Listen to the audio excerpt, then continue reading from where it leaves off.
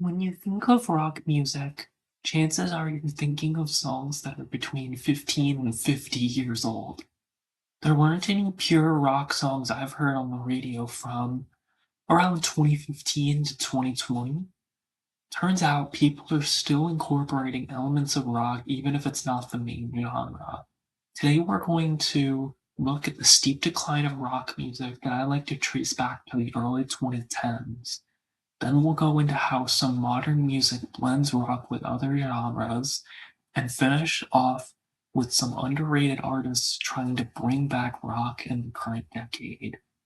I'm not going to go in like the history of rock music. We don't need to go back to 1960 to get the picture, because everybody watching this video probably know how big rock was before the 21st century. So let's go back 10 years or so before the dry spell of rock music, so 2005.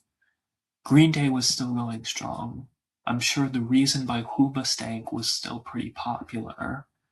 The All American Rejects had two of the best songs of the decade come out that year. System of a Down had Lonely Day and Hypnotized. Mr. Brightside came out. So did The Bidding.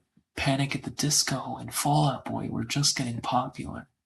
Nickelback had a really popular album come out then. When I was younger, I heard Who Says You Can't Go Home by Bon Jovi a lot. Not sure how much radio play that got at the time. As far as alternative goes, we had songs like How to Save a Life, Feel Good Inc., as well as Bad Day by Daniel Powder.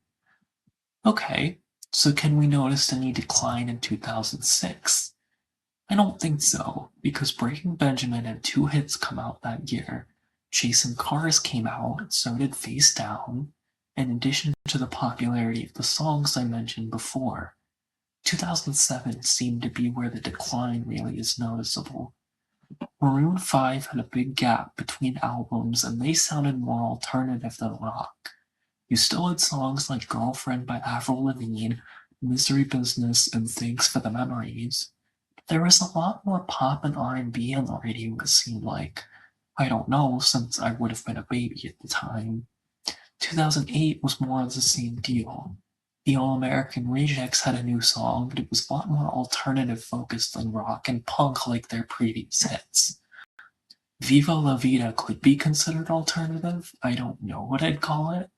The Script had Break Even, but that was also alternative. Same with Ain't No Rest for the Wicked. And even if mainstream artists were still making rock, Three Doors Down, The White Stripes, Bon Jovi, they weren't as popular as they were previously. Nickelback was still popular, it seemed. They had a new album come out then, but it seemed like they peaked earlier in the decade. I mean, it's hard when Britney Spears, Rihanna, and Beyonce all released popular albums in the same year. 21st Century Breakdown seemed to be the rock highlight of 2009. Maybe Paramore's album from then? I don't know. I never heard any of those songs on the radio.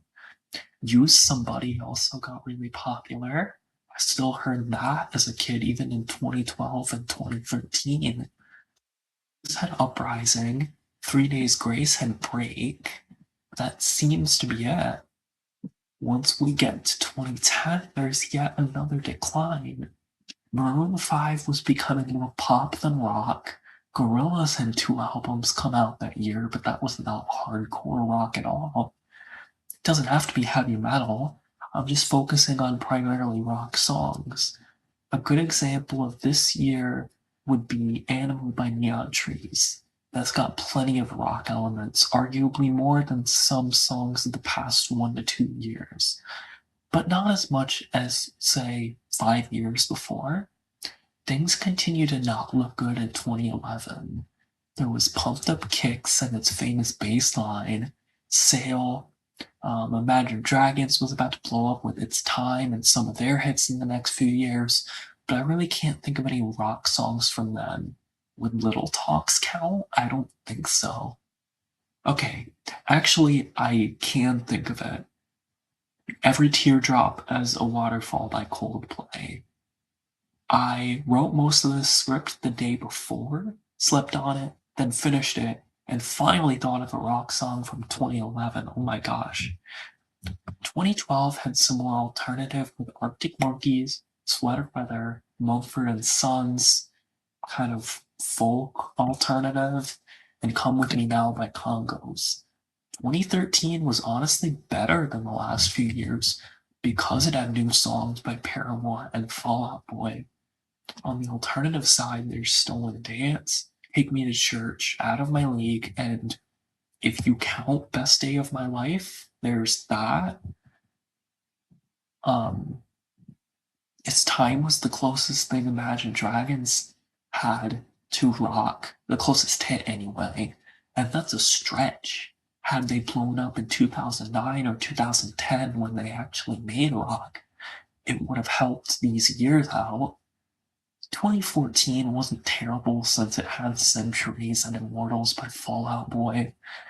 X's and O's and Shut Up and Dance were on the alternative side.